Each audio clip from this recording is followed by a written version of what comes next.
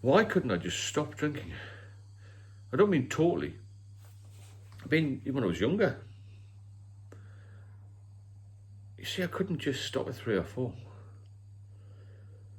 I'm just thinking back to when I was about 15, you know. My parents had this outhouse place.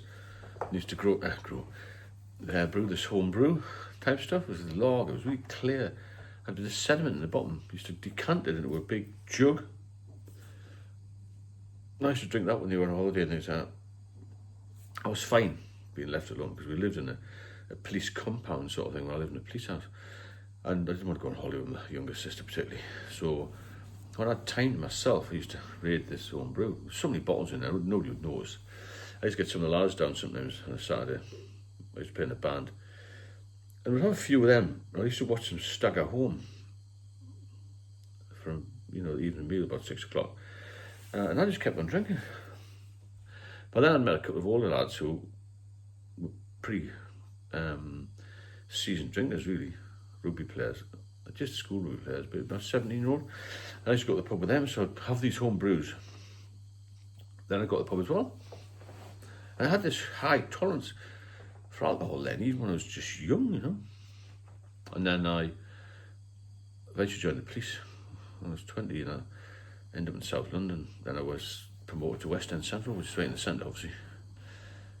And there's loads of pubs there, loads of people who were big drinkers, well, class big drinkers. And I used to go for a couple of drinks after the shift. And instead of having 1 or 2, we used to have 4 or 5 and run to the underground station to get the last train to Epping. And then I'd get home and I'd have a few more cans in the house, thinking I've got a bit of a lie-in, so I'm not on late the next day till 2:30. But it's like, by the time you have a few more cans, you sit a bit later, and you have a bite to eat, and it gets to 3 o'clock, and you've still got 8 hours to sleep, but you're still worn out, aren't you? You never sleep, but you're always tired. So this was the thing, I just couldn't stop. Even when I used to go for like a day off, I used to have a few at lunchtime. I would drink all day.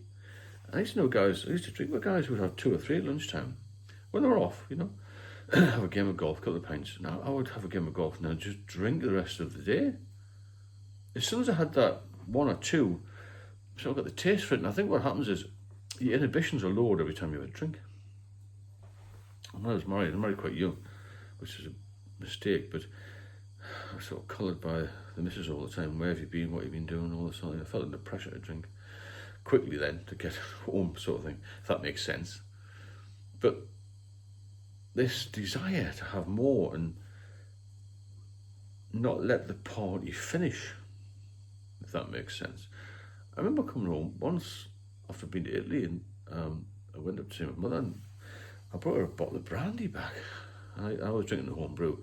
I was in my 20s then, we sat up all night, both of us.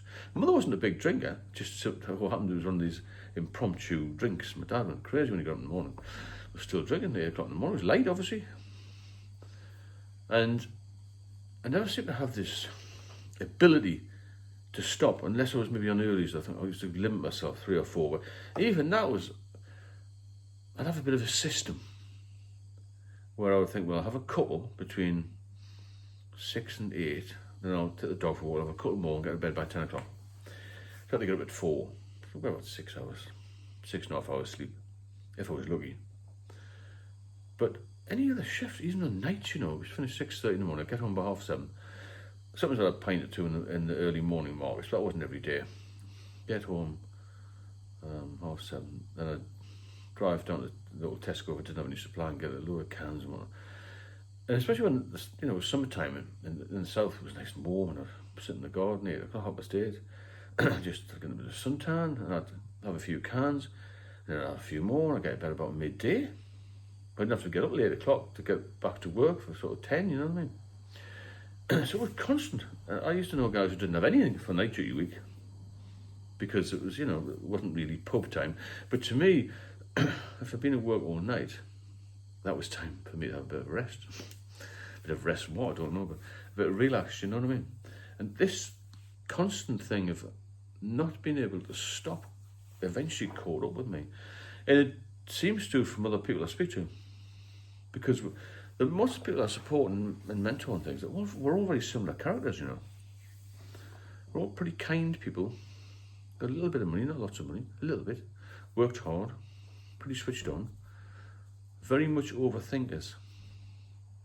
Worriers. Maybe drunk when we're younger to combat social anxiety, even older. Because when I was in the throes of drinking heavily, I couldn't really go to the function without maybe having a few before I went. So my ex-wife was, always having to drive, and causes tension, doesn't it?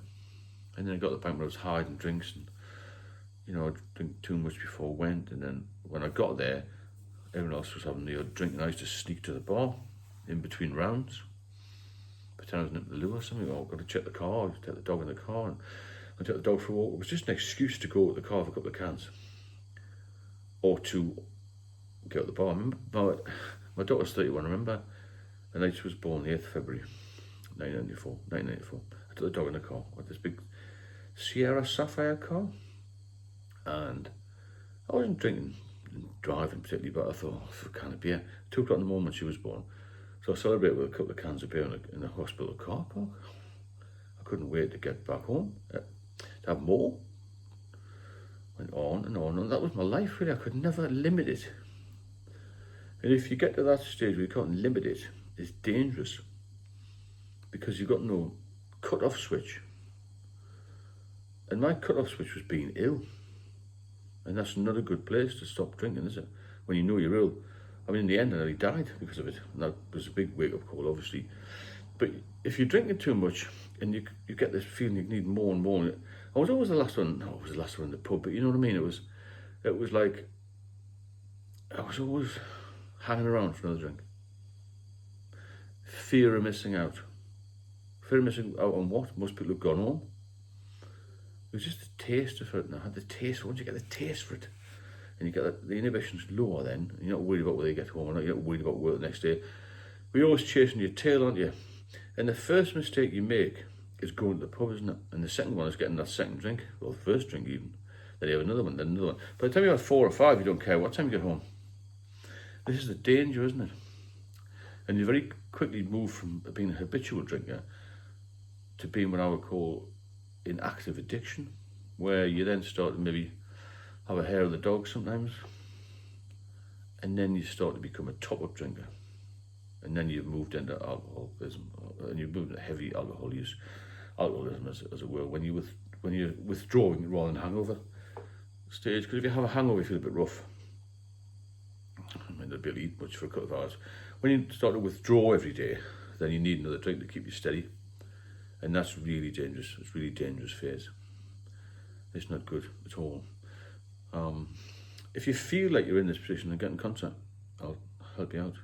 Because I know what it's like. I've been there. I'm not a doctor, but I know how it feels to be an alcoholic, to have the problems an alcoholic has, and to have this fear of missing out, and therefore stay in the pub longer once you've got the taste for it. Mickey Flanagan, the comedian's got a good couple of sketches about it, actually. And he calls it getting the flavour, not the taste, but the flavour. And then he has 1 or 2. He promises he'll get home by 7, then gets to 8 o'clock, he's had about 5. Then he doesn't get home at all, he's had 10. That's what happens to you if you've got an active addiction, or you're an alcoholic, or you're drinking too much. It's all the same sort of thing. And if you're drinking too much, it generally will lead on to alcohol problems. And a lot of it's linked, to when you start, i.e. what age you start. The younger you start, the more likely you're going to be an alcoholic. And that's been proven by the medics, apparently. If you benefit from the channel, then please subscribe and share it. Get in touch with me if you want any help. I've got an ebook out as well. I'll put all the links in the description. And I'll speak to you soon.